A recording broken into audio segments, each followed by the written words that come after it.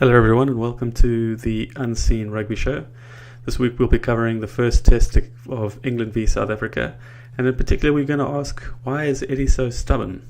So we're going to focus on three things. Number one, I'm going to show you why England's tries were good but not great. Two, I'm going to highlight some of the structural issues that England need to correct if they want a World Cup. Finally, I'll conclude with some predictions for the next match. So jumping straight into the first try for England. So this is a kickoff just after the fantastic 60-metre penalty by Elliot Daly. Great catch by Toji. Teams getting ready. Typically the teams would kick here or kick chase. They take the option to run. Well executed manoeuvre. Now if we just pause it here for a second, we can see the first problem is actually a P-way positioning. Springbok defence is pretty woeful here. P-way should be wider. More on a channel that's covering Johnny, and then if he needed to step in because the cover couldn't get there, he could have. He chose to come in, and that's the first problem with attack because it opens up a big hole. Now that said, the position is still recoverable at this point. It's actually the second decision that makes up the big hole. And if we pause it here, we can see that Pollard makes a poor decision. So he should, again, be on the outside covering May. We've got Yankee who's on the inside, lots of pace, close enough to Daly to get him. Pollard steps in on Daly, again compounding a P-Way's first mistake of not guarding the outside channel, and that then opens up the channel for May, and May's just got out and out pace, and he to a large extent sets up the stride, just burning down the side of the field. So final point to note is that we'll see Pollard in a sense makes a poor call here, which compounds the error, and you'll see later he misses another tackle. So all in all, lots of Springbok mistakes that lead to this try, although it was very well executed by England. So here, England do a good job of holding onto the ball over a couple of phases, moving the ball wide, and then doing classic Saracens, classic England, Billy running a big channel, creating space, but again, very poor defence. Again, you can see Pollard missing a tackle, Delendi missing a tackle. These guys are big guys, over 100 kgs each.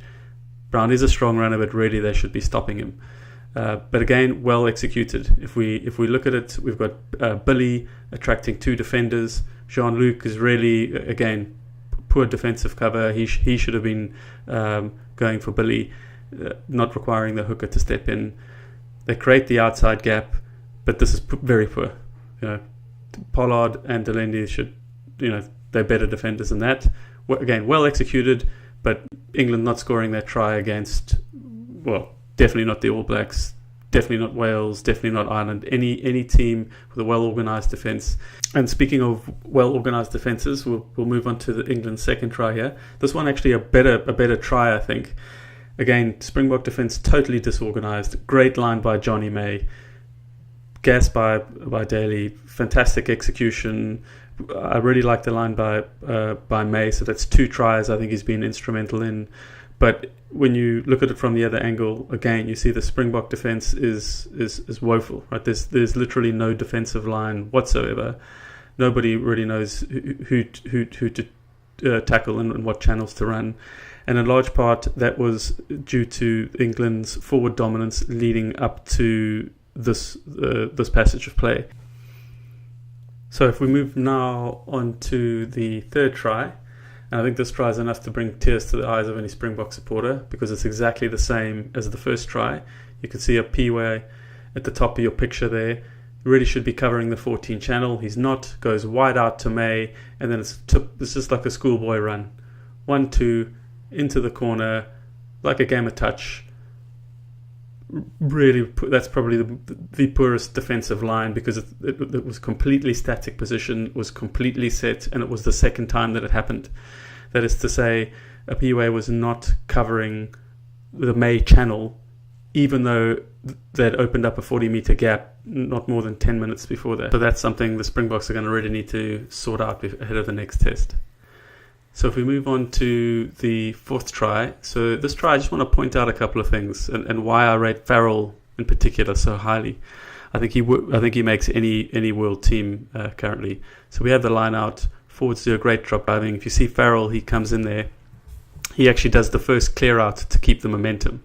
So very strong for 10, which I think is his better position. If you then watch him, he at the top of the right screen, he resets. And if you watch how he goes into the next ruck there, you'll see how he grabs on to Pieter-Steph du Toit. So very belligerent, very confrontational, most important of all, very disruptive. So what he's actually doing there is disrupting the forward pack from resetting their line. So great off the ball work by Farrell. England forwards carry on driving. Thing to notice here, you'll see in a moment that Rob Shaw, he's a blindside flanker, gets the ball, stopped dead, goes nowhere, doesn't win the contact. Disappointing. That said, the England pack overall in this phase dominated, and if they are able to match this intensity in the second test, it could be a rout for South Africa. So in the end, great work by the England forward pack, athletic finish by Toje. So we'll conclude with England's fifth and final try, arguably the best try. So this try comes off turnover ball. Initially, the turnover is actually made by Snyman, who I think was outstanding. Should have been man of the match. I mean, Faf was very good, but only because the forwards allowed him to be so. So turnover from the Springboks, poor kick by Delende. England pick it up, and then very much like the All Blacks, Farrell has the vision to pass it out wide. Then it's the usual suspects. May gets it. Again, no substitute for pace. That's it. Yankees doesn't do himself any favours. Half-hearted attempt at the tackle and just accelerates all the way through to the try line. So to me, that puts May as an integral part of 3 out of the 5 tries. And overall, I think England should have scored 3 out of the 5. So we'll give England 3 out of 5 in terms of their try scoring performance. Now, if we compare and control with South Africa, their first try was forwards putting themselves in a position. Again, Willie le Roux leading the backs, 1-on-1 with George Ford, woeful tackle, and then a bit of skill, Itoje pushing the edge. So Faf scores, but I'd definitely put that down to an England mistake in terms of firstly Ford and then try. This is a combination of poor defence by Slade, highlighted here, and then a bit of a lucky bounce. So Slade allows for the initial yards to be made. It's then followed up. Faf takes a great little break. Here, pace exploits the gap. Slade missed the second tackle on Delende. Great kick by Nkosi. Just like the bounce that they score their try. So if we look at that from the other angle, you see once again Slade now missing the second tackle on Delende. And this gives Nkosi a chance to score. And like all good wingers, they somehow find a way. So a little bit of luck on the bounce. But the more you practice, the luckier you get. And Nkosi was great in this match in always putting himself in a position to score. So the other team, if they make one mistake, he was scoring. So fantastic debut. Move on to the third try by the Springboks, set up by some dominant forward play. Out to the backs, immediately distributed to le Roux, who runs a great line. And fantastic pass by Dianki to Nkosi, who scores. Once again, putting himself in a great position to score. If I just highlight Slade here, maybe a bit harsh, but it could be struggles a bit for pace, but ultimately I think le Roux's line was too good, and Springbok score arguably their best try. Great handling skills, great line from le Roux. Now if we take a look at the fourth try, I just wanted to show what leads up to that, because I think it's quite important and is indicative of Eddie's stubbornness. So if you have a look here, you'll see Rob Shaw highlighted. Now he's in the side because of his leadership, and what he goes on to do here is essentially a rookie mistake, which relieves South Africa from a pressure situation. This is where Eddie's stubbornness kicks in. As good as Rob Shaw is at club level, internationally he's not winning the contacts, he's not a fetcher, and he's not a line-out option. And when he makes leadership mistakes like that, what does Eddie do? He subs Ezekiel. We have the subsequent line-out. Where does it go? To where Ezekiel would be standing. The Springboks go on to score a try. So Eddie's really got to think about what he wants to do structurally if they want to win the World Cup. So as a result of the line-out, South Africa get front foot ball, great down the line. Willie le Roux exposes Brown for pace, and in the corner, another well-worked try. Arguably, you could say if Brown had a bit more pace, he might have been able to stop it. But in the end, the pass was too good, and probably the pass was actually what beat the man. And final try. This was very much a traditional Springbok try. Off the line out, 3 or 4 phases, maul, power game, dominating the England forwards. As soon as they create some space or have sucked in enough forwards, goes out to Snyman. Again, he probably could have scored there, but he offloads it to Dianki, and another try. So that one, you've got to give that one to the forwards, and Snyman again, why I think he's man of the match. So that puts Springboks also at 2 out of the 3 tries, which means both South Africa and England scored the same amount of tries in terms of weak defence and good attack. So how do we go about predicting the second test then? Well, I think it comes down to Stubborn Eddie. So we've seen the issues with Rob Shaw. I think the next really structural issue is best demonstrated in this clip. And for me, that's Ford. So we see here's George Ford. Whenever he comes under pressure, he can't do anything. So he doesn't know what to do. He takes on the line, initially does a good job. Then we got Rob Shaw coming in after him, penalty.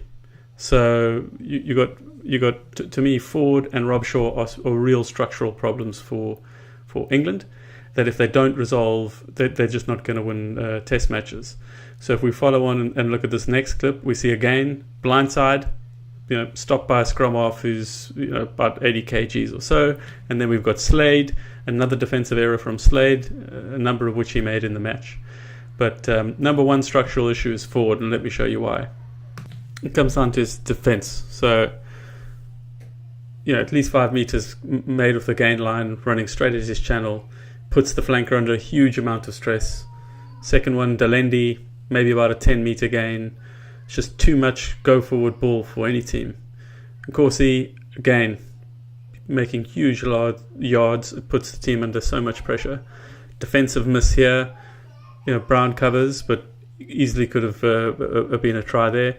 Once again, even when he's in the wider channel, Dalendi again, huge pressure on him. So very much like Rob Shaw, Ford is great at club level, but at international level, his defensive frailties are just too much. He's poor under pressure and transfers that onto the team. So they've really got to make sure that they put Farrell in that spot, and unfortunately that means there's no space for Ford. They've got to sort out the blindside flank, got to drop Rob Shaw. You've also got to think about Slade and how you can cover those defensive frailties.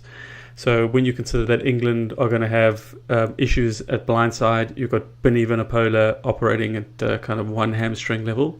That does mean the Springboks have got a chance. They've done some good things. I like the way that Sire captained his first game. It was outstanding to have the first black African captain of the Springboks. Great the way that he was supported by a lot of the senior players who are playing overseas, and I think that gives them some good balance, along with some great debuts from some of the youngsters. I do think the Springboks have a chance, but when you consider the overall caps, I think the Springboks still have the lowest amount of caps since 1993, and you've got such a well-drilled squad in England. Unfortunately, I think the second test is going to be down to reality for the Springboks, because the England only need the smallest amount of ball to be devastating on that attack, and I think they're going to expose the general defensive weakness in the Springbok. So I'm going to go with England for the second test. Thanks for watching the Unseen Rugby Show. Please hit the subscribe and the like, and if you do so, I'll be sure and post the second test review.